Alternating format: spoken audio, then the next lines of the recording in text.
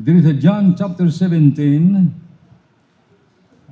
siguro maibasahon natin ini, kag pangabayon ka na makatindog ka mo. John 17.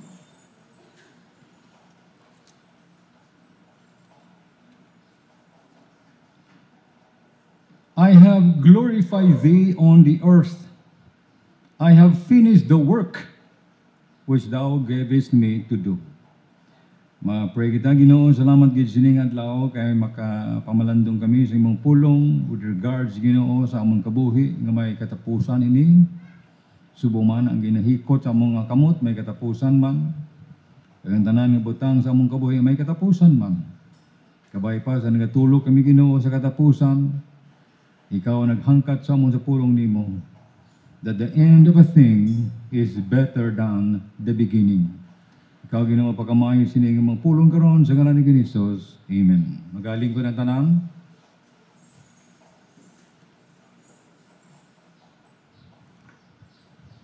Ang theme supposed to be, no?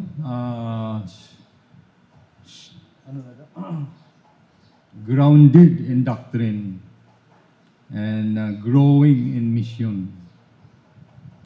Amo na siya ang katuyuan na nagatuon kita sa pulong si Ginoo. Whether full-time kapag doon sa Bible school or full-time nga nagatuon ka sa pulong Ginoo para sa imong kagalingon, para sa pag-alagad mo sa Ginoo. Whatever that is, a good nga grounded ka sa pulong sa Dios. In order to be grounded in doctrine. Nga man nga una-una gid should be grounded in doctrine because all Scripture is given by inspiration of God, and it is profitable for doctrine. Madamo ang mga simbahan today, many churches today, God disregards ang doctrine. In fact, they hate doctrine. They do not want to hear preaching about doctrine. Mga doctrinal preaching, di na sila gusto mate. Gusto nila yan mga paulog-ulog, mga pakadlaw-kadlaw, mga emotional nga mga mensahe. Mga mensahe nga nalambot sa imong emosyon but never sa imong intellect. Ang intellect ni mo na ginagamit sa Dios nga puyan sa balang espiritu agon maglig-on ang imong doktrina. Because what you believe in doctrine is what you practice. Mo man practice mo anong doktrina mo sa imong kabuhi. Now, sa nagahambal ako sina, I cannot think but thank God sa iyang pagpanghikot sa akong kabuhi. Partikularmente sa akong kabuhi. Daw kabuangan man, no? Maghambal ko sini. But way back sa 1991, sa pagpauli na ko halin sa pag-eskwela ko dito sa Open Bible College International sa Millbrook, Alabama.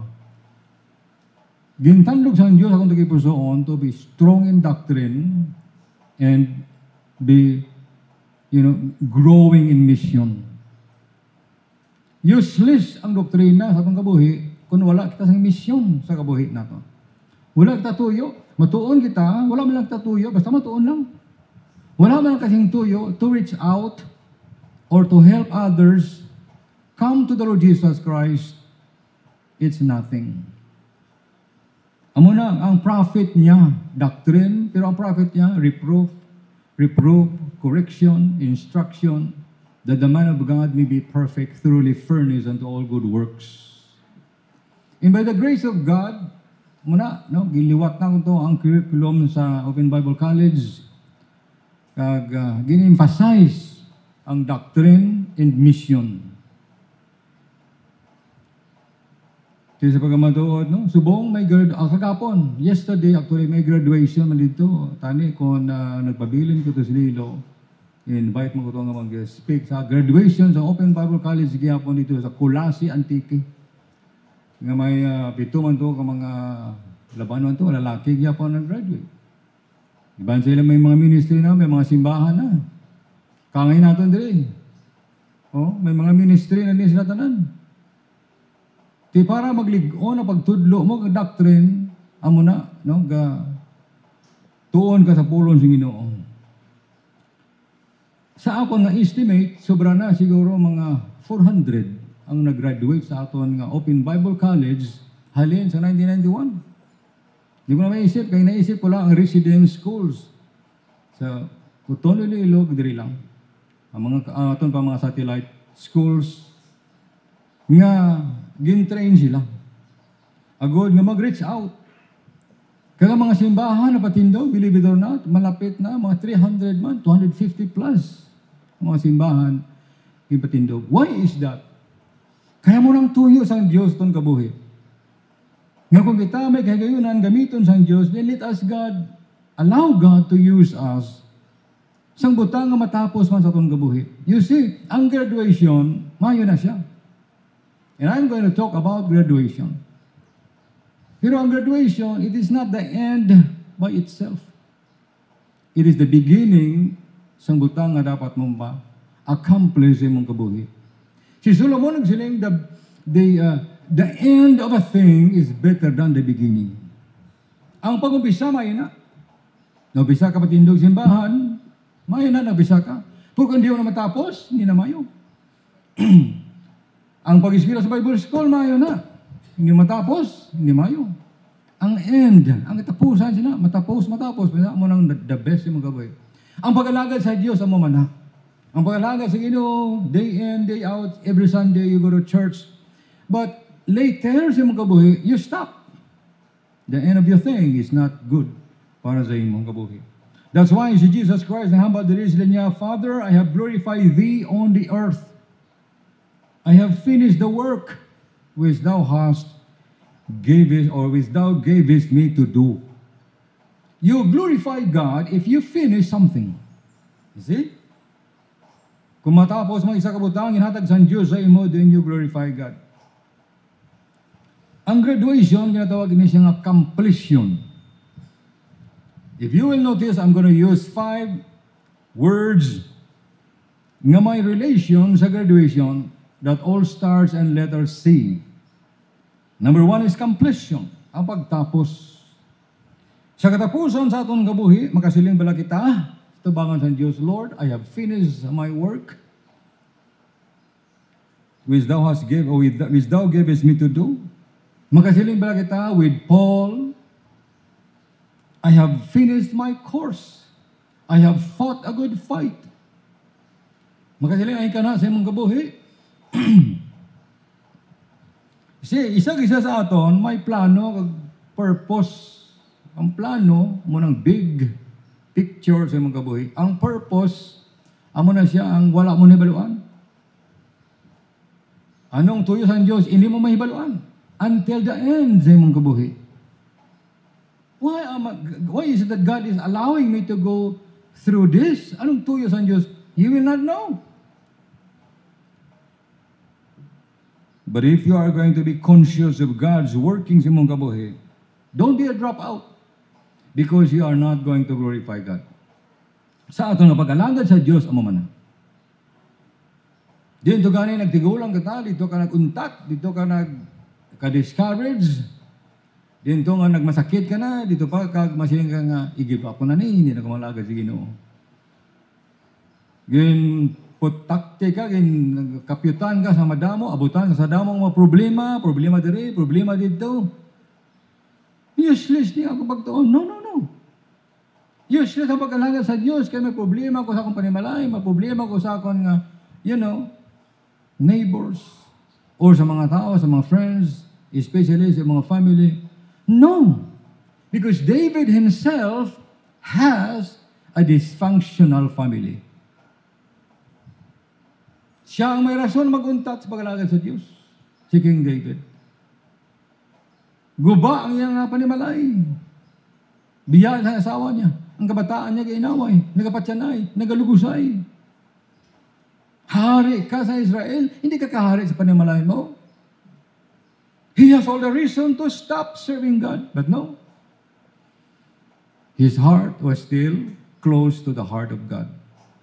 That's why God said that David is a man after God's own heart. He was always seeking God's heart sa iyang kabuhi on the matter. Manidis kalibutan, wala sa exception diri. Bisan ng mga classes ang pangabuhi natin diri sa kalibutan. Bisan ng mga sayang pag-alagad. Bisan alagad ka pa sa Diyos, hindi. You will encounter problems that will stop you from completing sa imong pagalagad sa Dios.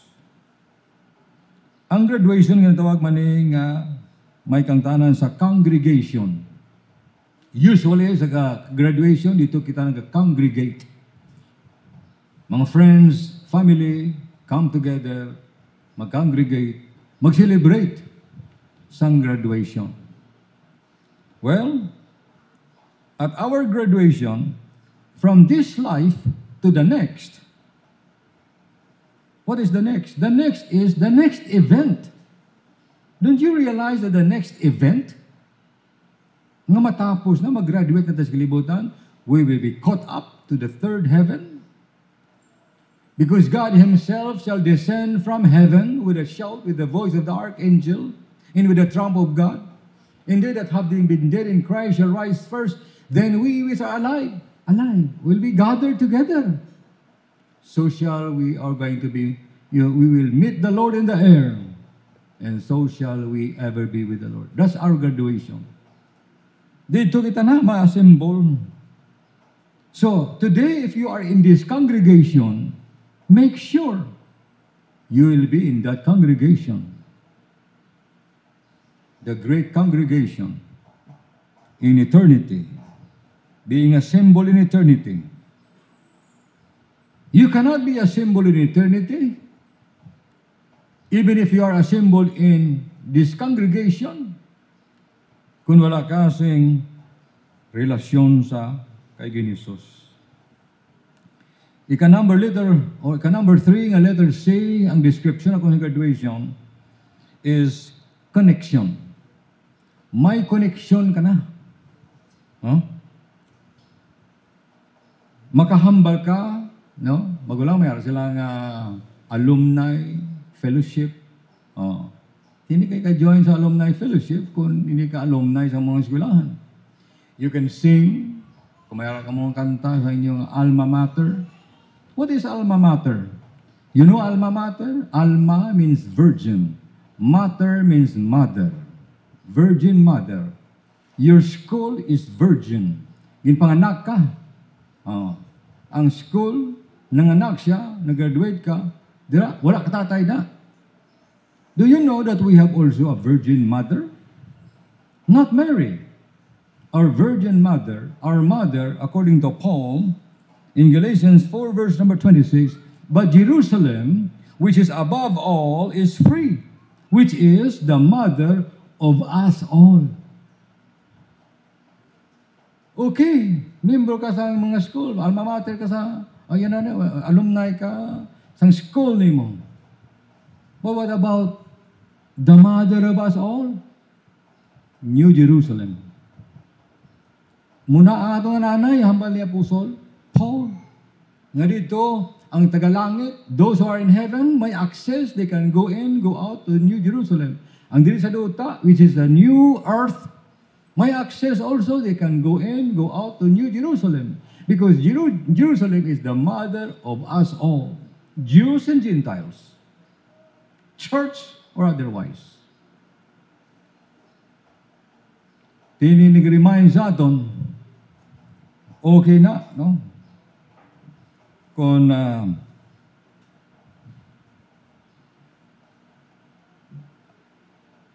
estudyante ka sa isa ka prestiyosong eskwelahan, but our devotion should not be to our school, but to our Jerusalem, the mother of us all.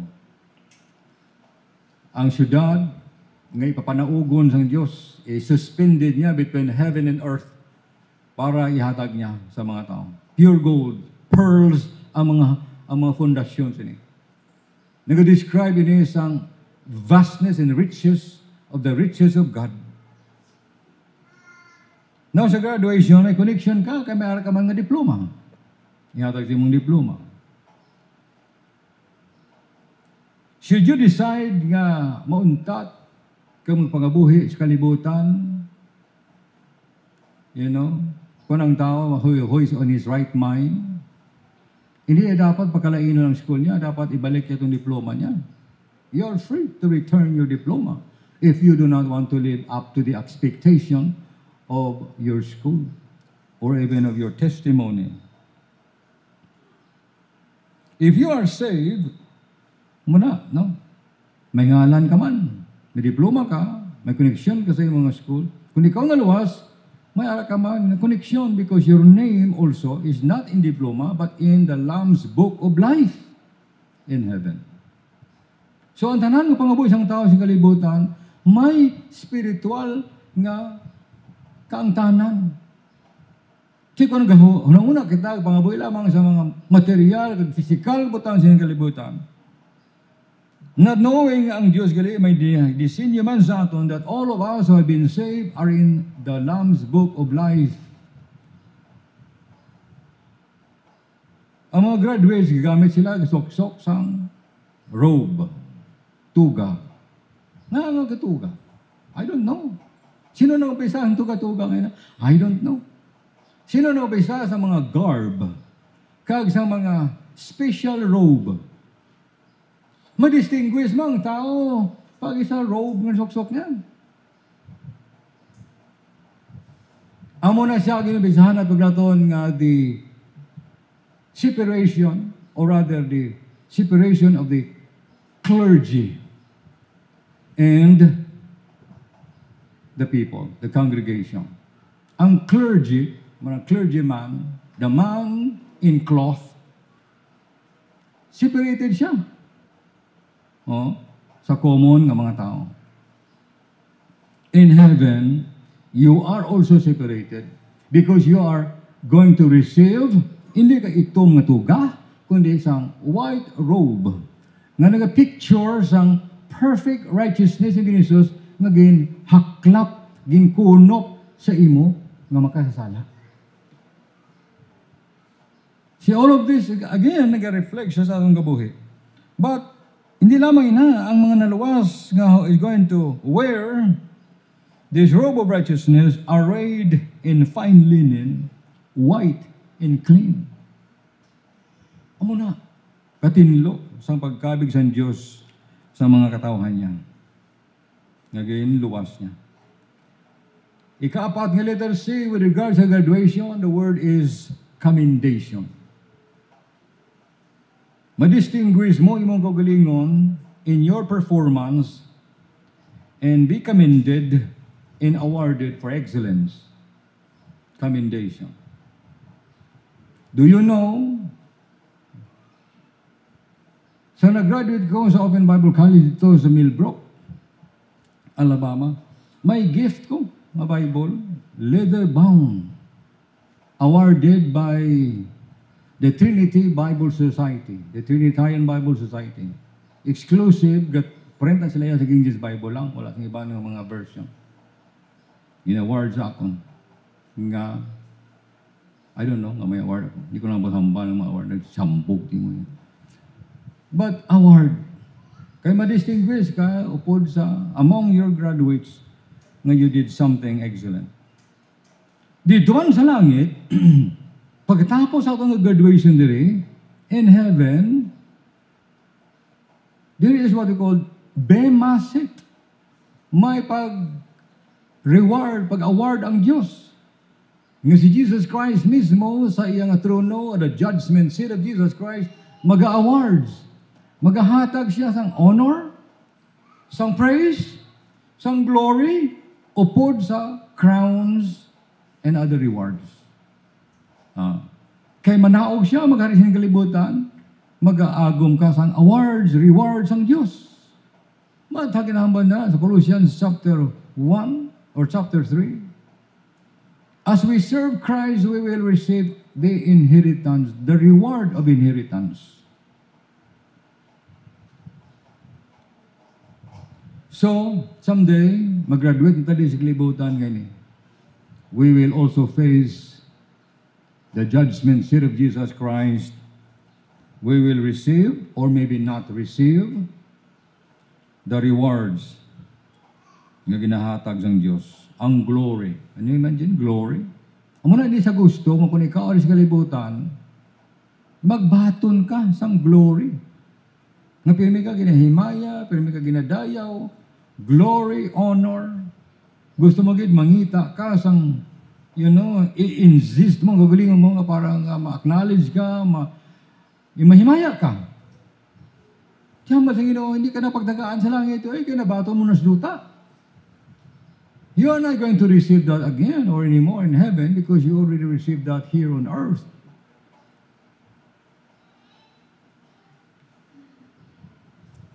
Tiyama ini sa pag-alagad, we run so that we may receive or obtain the crown. We run. We continue on. Ang katapusan nga letter C is commencement. You got the word commencement there. Commencement ceremonies nag-indicate ini that you are ready to start something new. Commence exercise. Commence meaning you start the exercise. So commencement is starting. It's not ending, it's starting. Starting something new. Sa sining kabuhi. Tapos ka sa elementary, may commencement because you are going to move to high school. Tapos ka sa high school, may commencement because you are going to move to college. After college, career. Career naman. So sitting aside sa imong kabuhi, sa pag-alaga sa Diyos, not knowing that everything has an end. May katapusan ng tanan. What about kung anong karir nimo? Would God be included? Would you listen sa ginambal sa Diyos that God has given us the world to reconcile to God? Because God has already reconciled this world unto Himself. So He has given us the ministry of reconciliation.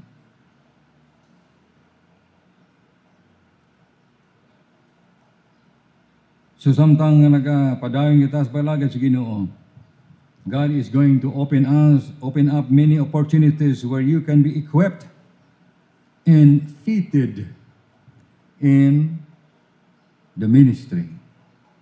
Hindi po silingon nga nag-graduate ka sa Bible School, mapastor ka dayon, pagkikpatis na. Kaya hindi po silingon nga kung ikaw nag-graduate sa Bible School, ipiliton mo gini magpastor ka.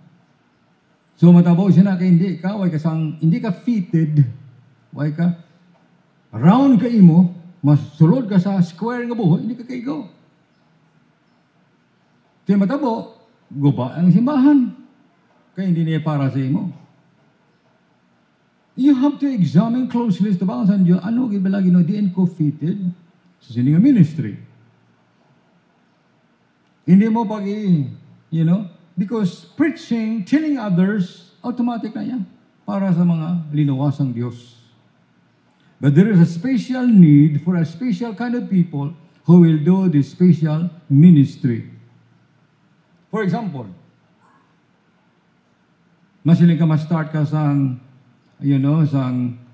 school for the special kids, special children. Namin na siya ngandong. But do you have capacity? Do you have the gift to do it? Just because may burden ka, hindi mo silingon nga, mahimo mo na. Ako may burden ko, gusto ko ma-start sa orphanage.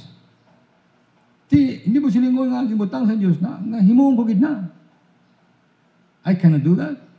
There is a need, yung magpatindog there is ang preschool, elementary school, gina-offer sa aton diri.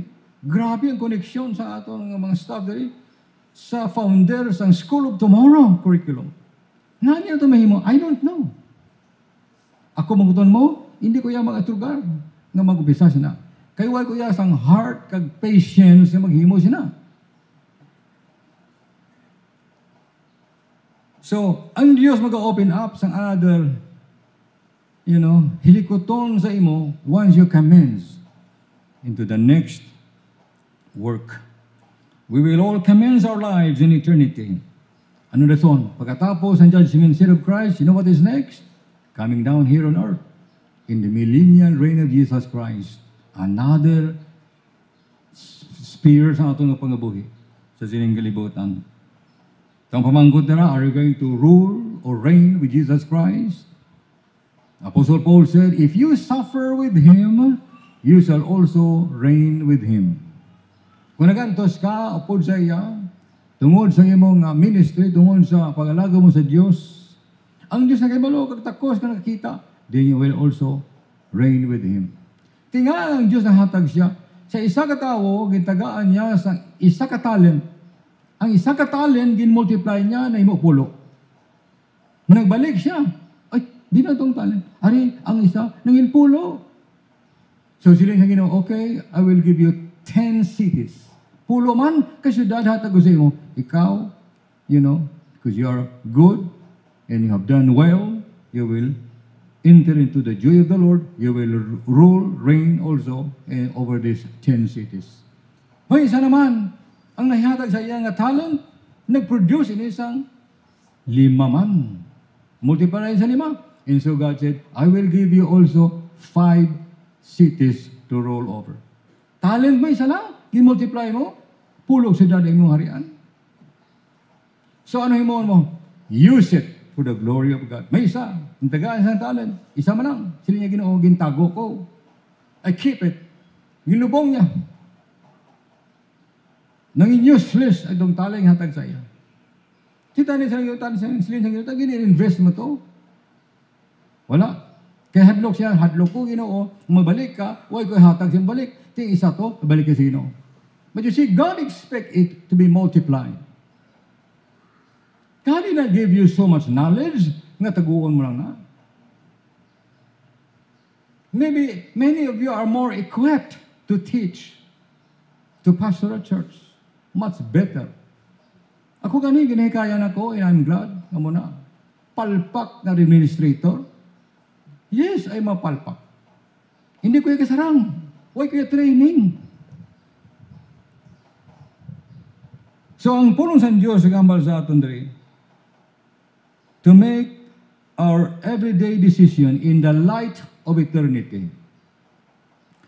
Judge no man before the time. Hindi magdaso-daso. Nga mag-conclude gilayon. Nga maging judgmental gilayon. Nga mula na masarangan niya. No. For example, si Cristobal, he doesn't mind me. Nga ihamban ako na. Si Cristobal sa ilabalay, sa ante siya na eskwela dire, daw trumpo, tiyog-tiyog mo lang na. Kung tagaan siya sa 5, shout mo na siya. Doon siya makahambal. Halos, nag-stutter. Hindi siya kapalo mahambal. Tinga karon ginatawag na siya nga mag-substitute dito sa simbahan. To preach, to take care of the church. Makatilinga lang may mo sang Diyos. Di ito ang maayo maghambal. Di ito ang maayo magkanta. Di ito ang mga sharp saying, sa intellect. Ay ginatago nila. Kaya isang isa ka, laon na siya. Kaysa una, very active sa young people. Dito sa Lilo ng simbahan. Manami magkanta. Pero may siya requested magkanta. Kaya manami siya magkanta. Inututan niya man. Naguntat na siya. Wala na. Ginatagaan sang Diyos ang tingog siyang paka. Mga paghambal niya, bisa nga paghambal niya, trote na, kag hindi na siya kabalo magkanta. Kaya mo nang gusto mo sa imong kabuhi. So one day, we will all graduate from this life, determined to the course and finish it. Masiling ka lang, I finish it with joy. You fight the good fight and finish your course with joy. All of us have a course. Ang binatong nga kurso, Bachelor of Bible, Bachelor of Theology, or, hindi na yung kurso. Ang course na tawag, the course of your life, ang imong sudlan nga pangabuhi.